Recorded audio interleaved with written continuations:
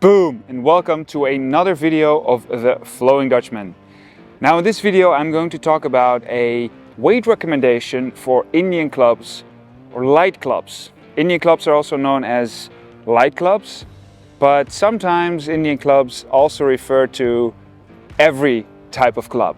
So this video is specifically about the technique of swinging light clubs. The British soldiers came into India. They eventually took home some of the bigger clubs they saw in India. You need to have relatively light weight in the handle and more weight towards the end of the handle. So go for steel clubs or club bells, which are not Indian clubs.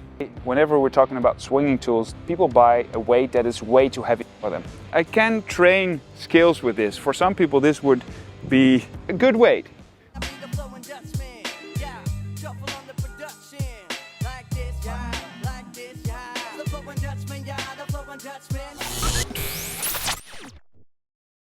So like I mentioned, Indian clubs usually refer to light clubs. They usually refer to a club of wood which has a very specific measurement to it and a very specific shape as well. They are usually between 1 and 2 kilograms each. They have weight which is far away from the handle. There's different types of clubs in this as well. But a lot of people think when we say Indian clubs, we also mean mudgars, we also mean meals, we also mean joris, we also mean gadas even. So that is not the case, and especially for this video, I'm going to talk specifically about light clubs. Now, why is that necessary? Because it's a funny story. I visited Paul Wolkowinski, who is, I think, one of the legendary light club swingers in the world today. He has done so much effort in mastering his own skill, but also learning more about the history and researching it through countless of books. Because the techniques, the specific techniques used for light clubs, you won't find that in India. And why? When the British soldiers came into India, they eventually took home some of the bigger clubs they saw in India. Usually what is swung there are very large clubs. And once they brought those home, the techniques started to alter and people start to experiment with different shapes and forms, which is usually not done as much in India. So they made an extraordinary amount of clubs. You can find them in all shapes, in all colors, just around the 1900s. And books were written about it, world records were set. It was even put in the Olympics in 1931 or 1932, I think. And it became an art, and also not as a performance tool, but also how you can actually perform in front of people, because it's actually a beautiful shape, not necessarily for the use or the strengthening or conditioning of the tool. So it has a very peculiar and interesting history to it, which eventually led to a diminishing of interest, which was unfortunate. But luckily, through people like Paul Wolkowinski and people that keep, that are passionate about this art, and myself included, are still sharing about these tools, and I think more interest is coming back. So let's go back to the weight. So what usually happens is people buy, whenever we're talking about swinging tools, people buy a weight that is way too heavy for them. So that story that I told, that I was going to tell you about Paul Wolkowinski, I went to him and he saw in my technique immediately, hey, you're not straightening your shoulder, you're not straightening your arms above the head. And that is very peculiar for Indian clubs or light clubs, that you do stretch your arms all the way out and hold them there. So you're working in these extreme motions, which actually activate the shoulder a lot more than the lats. So with heavy clubs, we always pull back like a pullover, the elbows, which makes the lats activate. But here, we keep the arms as straight as possible, right? Throughout the whole motion. We keep them straight. And in that sense, here you use a lot more of the front deltoids, side deltoids to keep the weights up. So it's very important that with choosing a weight that you understand that if you just hold your arms up like that, just holding your arms straight, eventually this will tire you. If you do these circular motions like this, you may have experienced that just doing this for a while, 30, 50 reps, this will get very heavy. So imagine that club being an extension of your arm and just adding weight and length to your arm, which makes this quite difficult. So what weight would I recommend to start with? Now, I have a few examples with me. The ones I just had in my hand were 1.6, which is my heaviest pair, and it is very heavy. These are, I think, 0.3 or 0.4.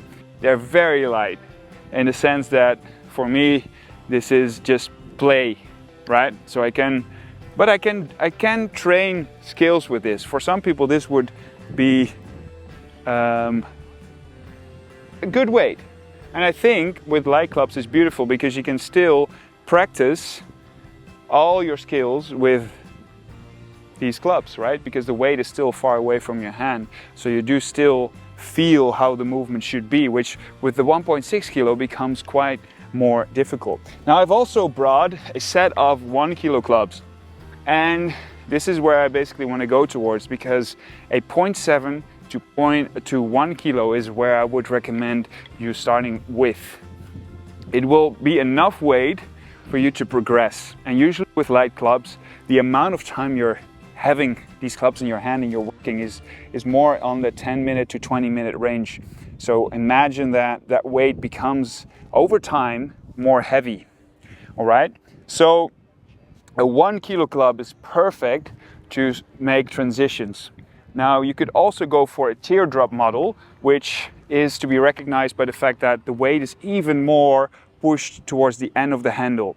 There are so many different types of light clubs and they all have different names and shapes and forms. I would go for the basic one or a teardrop one. Just make sure that the weight is far from the hand, so you do have that feeling of actually that momentum really happening and occurring. So if you go for steel clubs or club bells, which are not Indian clubs, that would not be ideal for light clubs. Those clubs are more a steel version of heavy clubs, where you use the technique of pulling your elbows down. So the moment you try to use steel for this, what will happen is that your handle in comparison would be too heavy compared to where the weight is from your hand.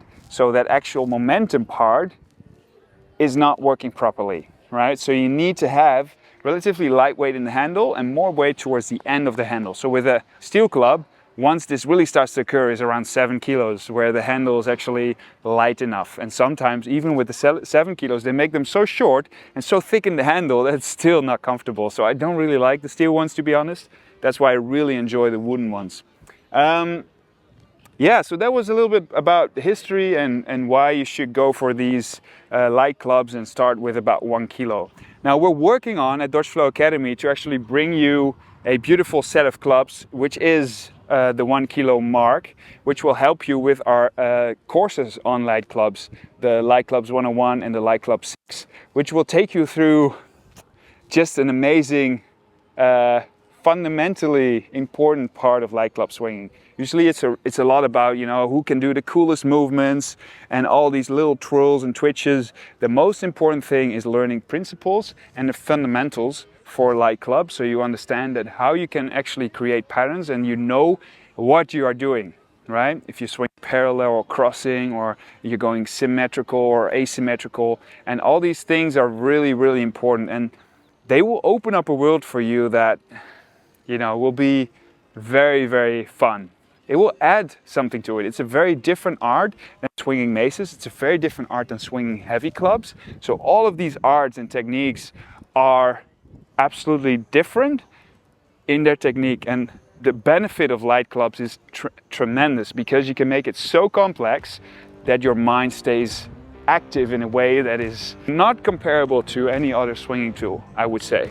And that's the beauty of this practice, is that it can get so complicated that it will challenge even the most talented swinger in the group. So that said, hope you enjoyed this. I want to wish you very good luck on your journey through light clubs or Indian clubs, and I hope to see you soon in either a workshop or an online course or something else. I really appreciate you, and maybe see you in the next video. Over the years, I've found so much joy in creation. Light Club 6 is designed to bring that joy of creation to your screen. Through 3 sessions every week, you'll be exposed to increasingly challenging movement patterns with Indian clubs.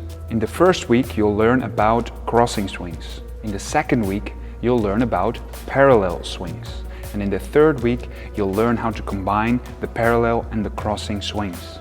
In the fourth week, you will master wrist circles. And in the fifth week, we'll dissect asynchronous swings. And lastly, in the sixth week, you'll learn how to combine the synchronous swings and the asynchronous swings. At the end of Light Club 6, the word beginner will not fit you anymore. Are you ready to structure and perfect the art of Indian club swinging?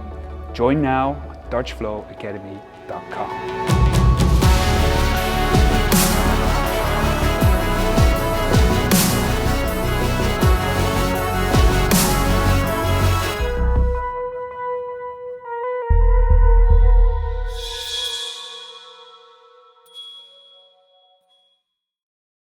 Boom! Thank you for your attention. It's greatly appreciated. If you like the content, please consider to share, like, and subscribe to my channel. If you want to see similar videos, you can see them over here. If you're interested in learning more from me as a coach, I've got online courses on DutchFlowAcademy.com. Keep flowing. Ram Ram.